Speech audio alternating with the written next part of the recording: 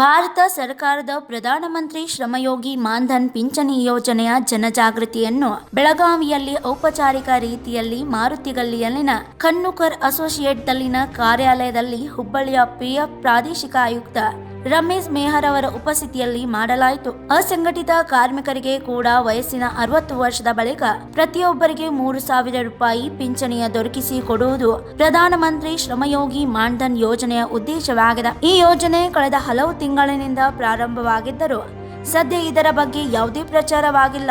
ಆದ್ದರಿಂದ ಇದರ ಪ್ರಚಾರವಾಗಲೆಂದು ಬೆಳಗಾವಿಯಲ್ಲಿ ಈ ಕಾರ್ಯಕ್ರಮವನ್ನು ಆಯೋಜಿಸಲಾಗಿದೆ. 18 ರಿಂದ 40 ವಯಸ್ಸಿನವರು ಈ ಯೋಜನೆಯ ಲಾಭ ಪಡೆಯಬಹುದಾಗಿದೆ. ಹಾಗೆ ಅವರ ಸಂಬಳ 15,000 ರೂಪಾಯಿಗಿಂತ ಕಡಿಮೆ ಇರುವುದು ಅವಶ್ಯಕವಾಗಿದೆ ಎಂಬ ಮಾಹಿತಿಯನ್ನು ಪಿಎಫ್ ಪ್ರಾದೇಶಿಕ ಆಯುಕ್ತ ರಮೇಶ್ मेहर ಹೇಳಿದ್ದಾರೆ. स्कीम के बारे में एलिस्टर ने बड़ी डिटेल में विस्तार से बताया आप सबको. मैं सिर्फ इतना कहना चाहूँगा कि सिंप्लिसिटी, एकदम सिंपल स्कीम है. सरकार ने ऐसे लोगों के लिए स्कीम बनाई है जिनका एजुकेशन लेवल बहुत कम है, इनकम लेवल बहुत कम है. तो सरकार का उद्देश्य ये ज़्यादा से ज़्यादा लोगों तक पहुँचे, इसलिए स्कीम को बहुत सिंपल बनाया. 2-3 कंडीशन है और कुछ नहीं है. पहली कंडीशन ये कि 18 से 40 साल की उम्र के बीच में होना चाहिए उस कामगार को. ठीक है. सेकंड कंडीशन कि वो संगठित क्षेत्र जैसे ESI, PF या फिर सरकारी नौकरी या फिर इनकम टैक्स, इन सब में वो नहीं होना चाहिए. वो इनकम टैक्स पे नहीं होना चाहिए, PF ESI का मेंबर नहीं होना चाहिए, किसी सरकारी नौकरी में या किसी और तरह से सरकारी सब्सिडी का या NPS का उसको लाभ नहीं मिलना चाहिए. बस ये 2 कंडीशन है. उसके बाद सिंपल कंडीशन ये रखी कि आप सिर्फ 55 रुपए से स्टार्ट कर सकते हैं.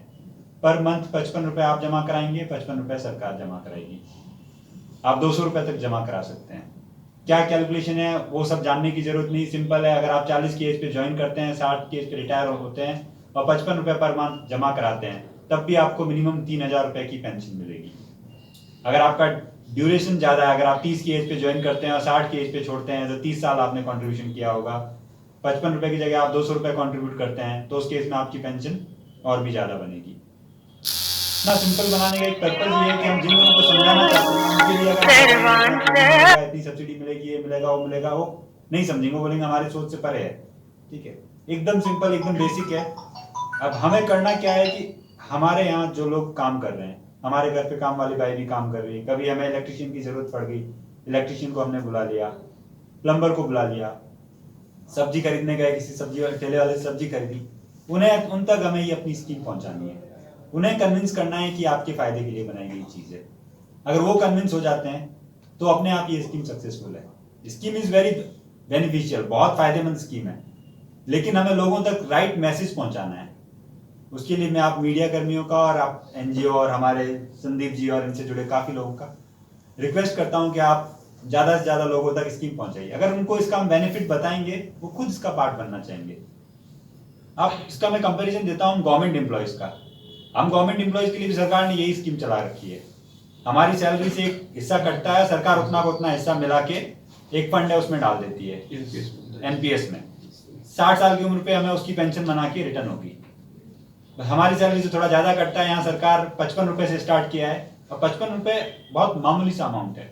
55 रुपए आदमी, कोई भी आदमी इच्छा शक्ति रखे तो. ಈ ಸಂದರ್ಭದಲ್ಲಿ ಪ್ರಧಾನಮಂತ್ರಿ ಶ್ರಮಯೋಗಿ ಮಾನ್ಧನ್ ಯೋಜನೆಯ ಲಾಭ ಪಡೆಯುವಂತೆ ಸಾರ್ವಜನಿಕರನ್ನು ಆಹ್ವಾನಿಸಲಾಯಿತು. ಈ ವೇಳೆ ಪ್ರಾರಂಭದಲ್ಲಿ ಚಾರ್ಟರ್ಡ್ ಅಕೌಂಟೆಂಟ್ SM ಖನ್ನುಕರ್ ಅವರು ಪ್ರಾಸ್ತಾವಿಕವಾಗಿ ಮಾತನಾಡಿ ಉಪಸ್ಥಿತರಿದ್ದವರನ್ನು ಸ್ವಾಗತಿಸಿದರು.